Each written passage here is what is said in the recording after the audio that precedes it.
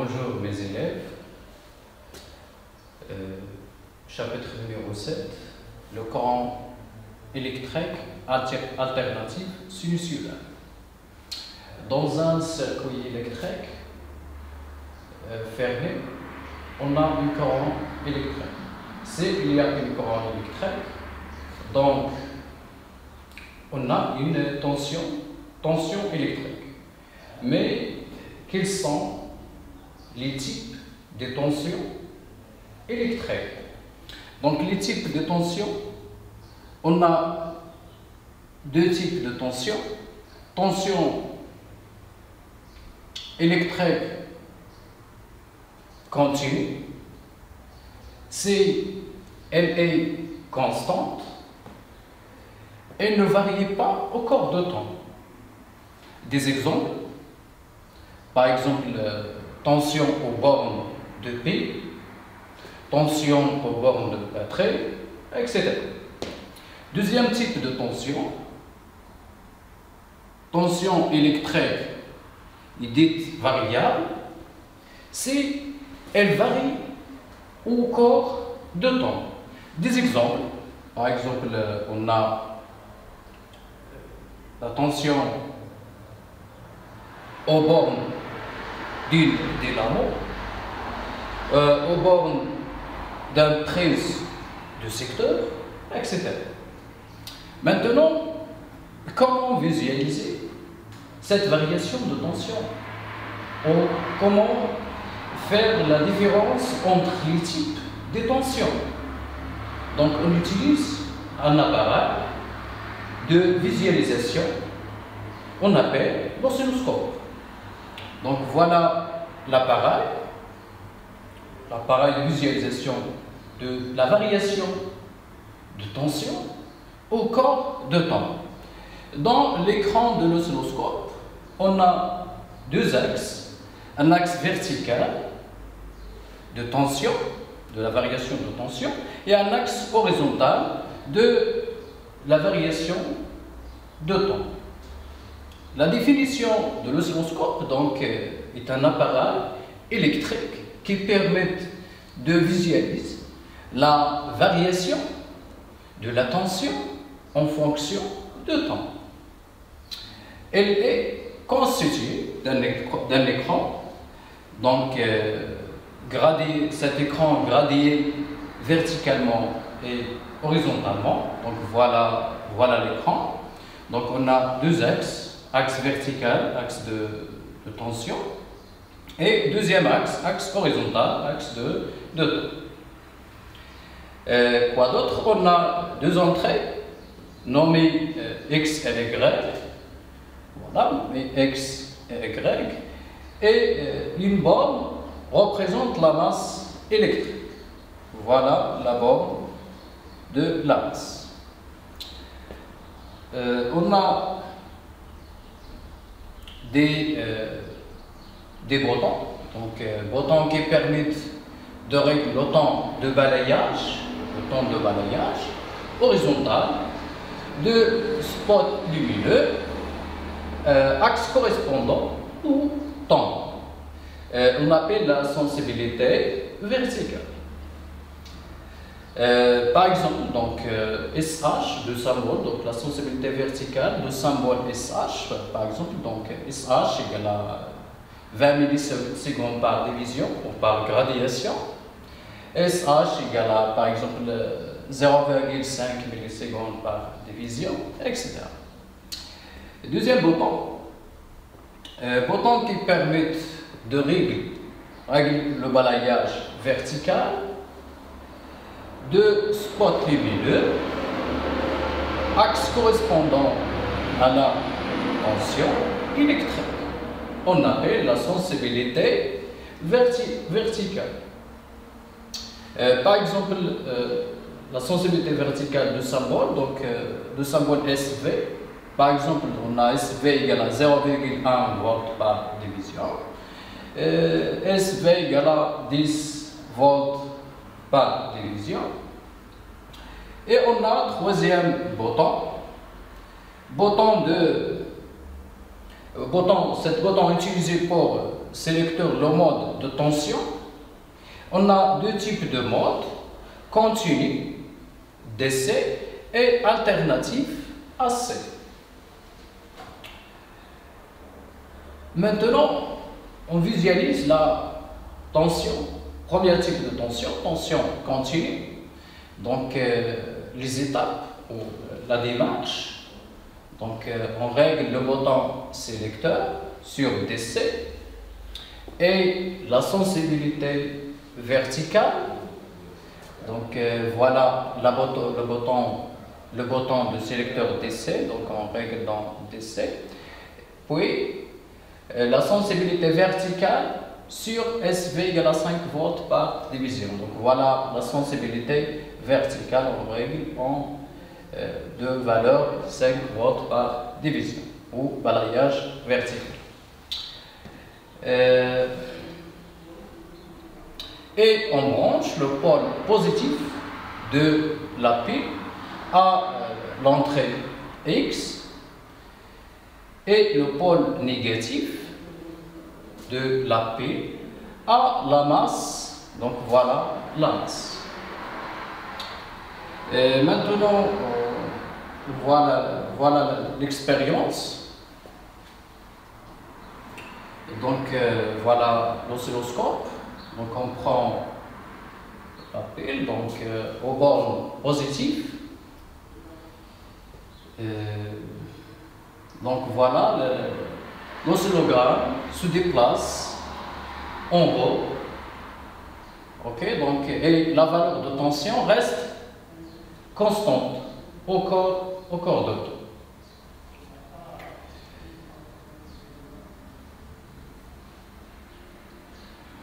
Donc, on observe un trait horizontal au-dessus de l'axe.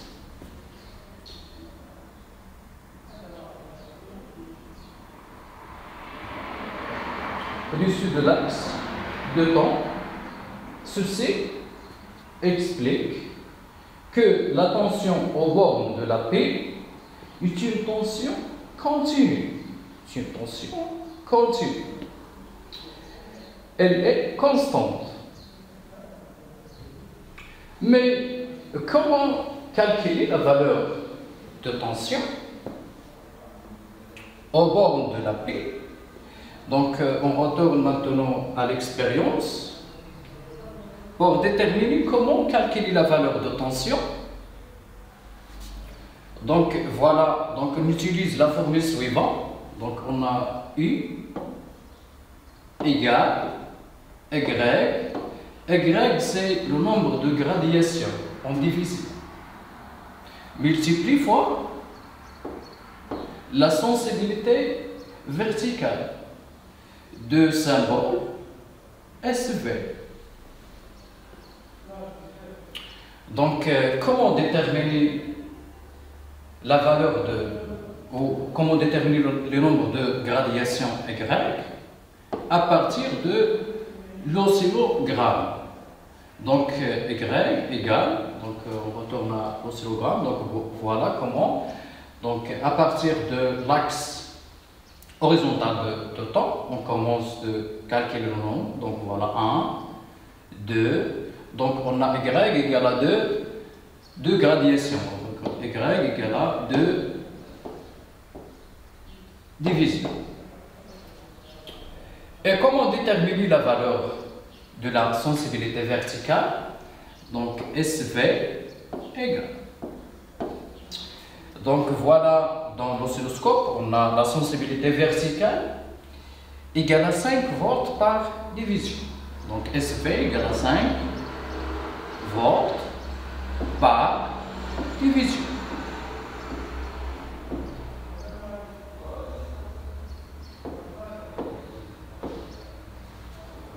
Maintenant, on fait une application numérique. Donc, U, tension aux bornes de la pile, U égale 2, c'est le nombre de gradations, multiplie fois 5 égale à 10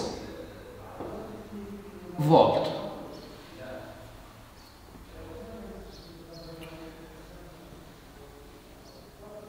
Ok,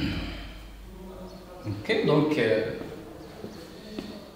ça, comment déterminer la valeur de tension à partir de l'oscillogramme.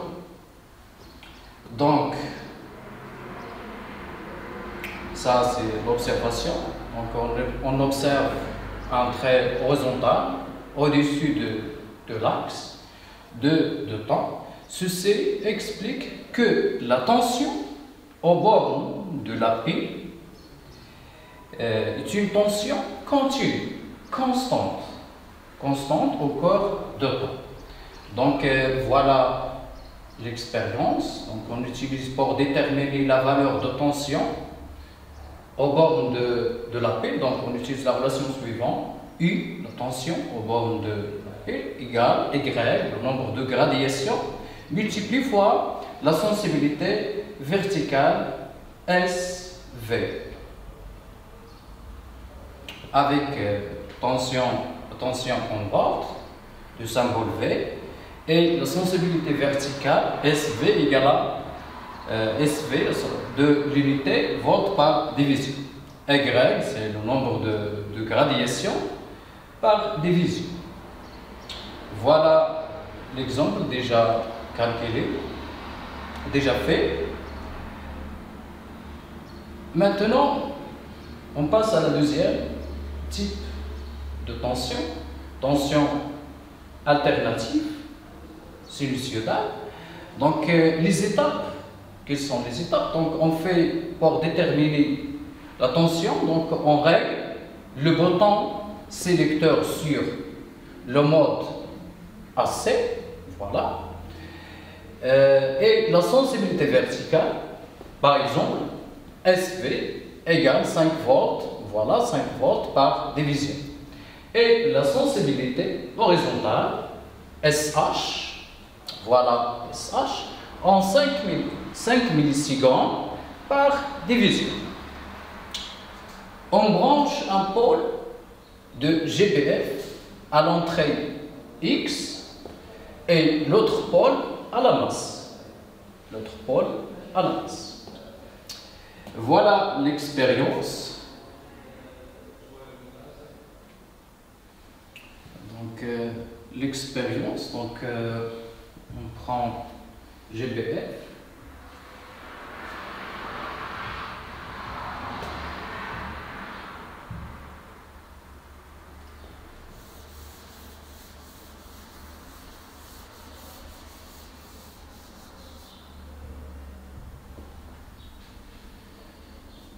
On règle.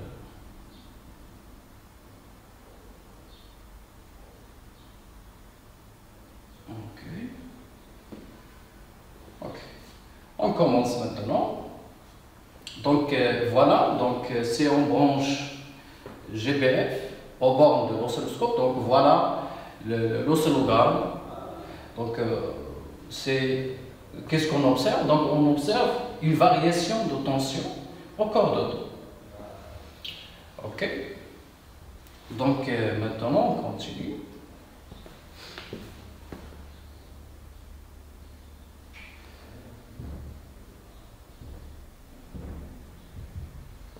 Ok, donc on observe des ondulations alternées autour de l'axe X. Elles se répètent périodiquement. Elles sont symétriques par rapport à l'axe de temps. Symétriques par rapport à l'axe de temps. Symétrique. Ceci explique que la tension aux bornes de GPF est une tension alternative. Elle varie en fonction de temps. Elle varie en fonction de temps. Il existe d'autres formes de tension, par exemple tension carrée, tension triangulaire, tension sinusoïdale. Donc cette tension-là, c'est une tension sinusoïdale. Voilà, maintenant on détermine les caractéristiques de tension variable. première caractéristique, donc tension maximale du symbole U max. La tension maximale ou tension crête, notée UM ou U max, et l'amplitude de la tension, elle se mesure entre l'axe des temps, voilà l'axe des temps, et la valeur maximale. Et la valeur maximale. Voilà les valeurs maximales. En amplitude, la sensibilité verticale par le nombre de divisions. Pour calculer, première caractéristique, pour calculer la tension maximale, on utilise la formule suivante. Umax égale à Y multiplié fois SV, c'est-à-dire la tension maximale aux bornes de GPF égale à le nombre de gradations Y en division multiplié fois la sensibilité verticale de l'unité volt par division.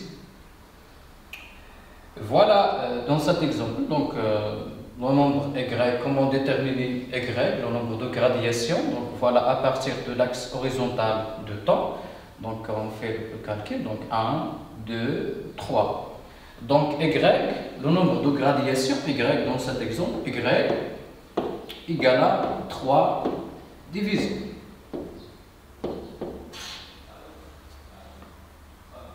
La sensibilité verticale, SV, égale à 5 volts par division.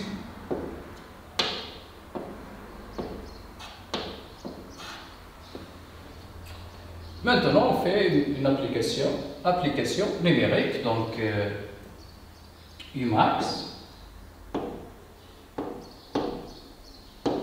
égale à 3 multiplié par 5 égale à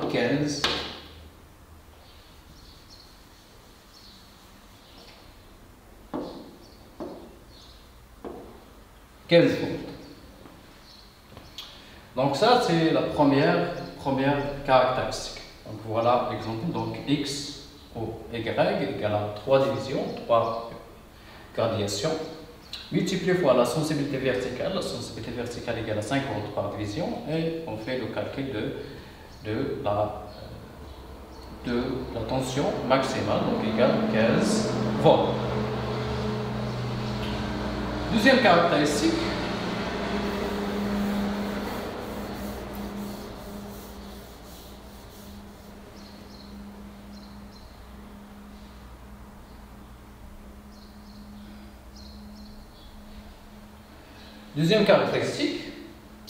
tension efficace. Mais comment déterminer la tension efficace?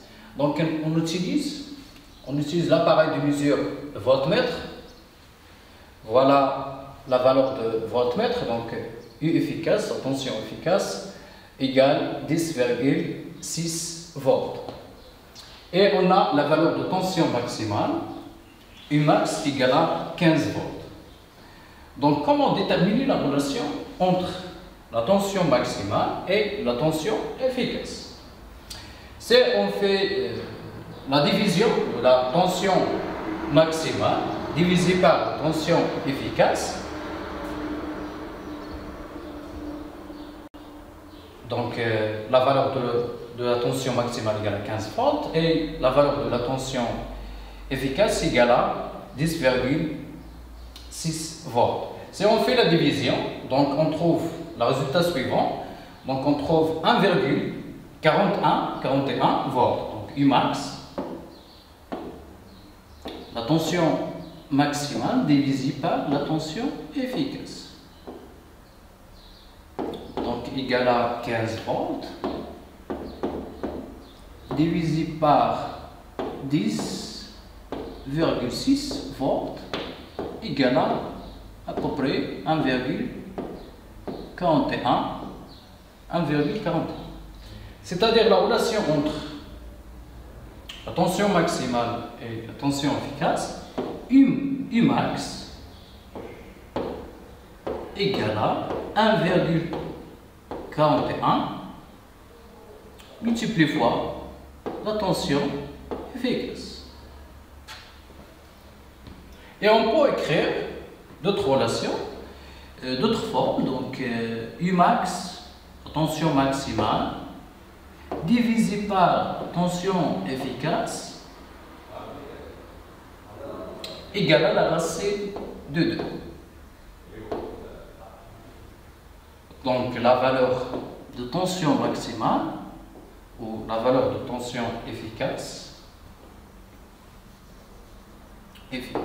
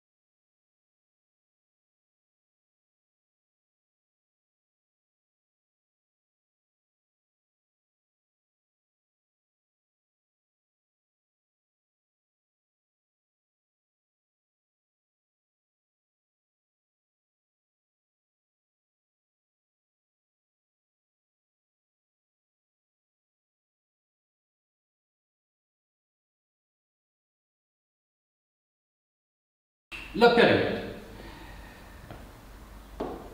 Donc, comme j'utilise la relation suivante, T égale X, c'est le nombre de gradations, multiplié fois la sensibilité horizontale. La sensibilité horizontale.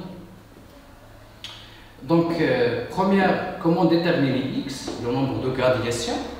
Donc, à partir de la définition de la période, donc, le temps qui s'écoule jusqu'à ce que la tension reprend la même valeur. Donc, voilà la première valeur, voilà la deuxième valeur. Donc, X, combien de nombre de gradations? Donc, première gradation, 1, 2, 3, 4. Donc X égale à 4 divisions. La sensibilité horizontale à partir de l'oscilloscope, donc SH égale 5 millisecondes par division. Égale 5 millisecondes par division. Et enfin, application numérique, donc T égale 4 multiplié fois 5 égale à 20 millisecondes.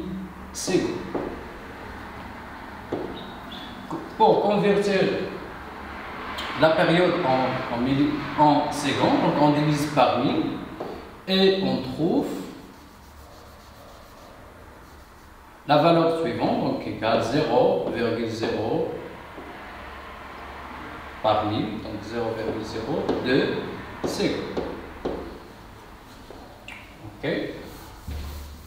Et voilà maintenant la relation, ou la formule utilisée pour calculer la période. Donc, on a T égale X multiplié fois SH, avec X c'est le nombre de gradations par division, et le SH, la sensibilité, verticale, la sensibilité horizontale, 2 secondes par division. Voilà l'exemple. Maintenant, la fréquence. Donc, la fréquence notée F d'une tension alternative est le nombre de périodes par seconde. Donc, la fréquence, c'est l'inverse de période.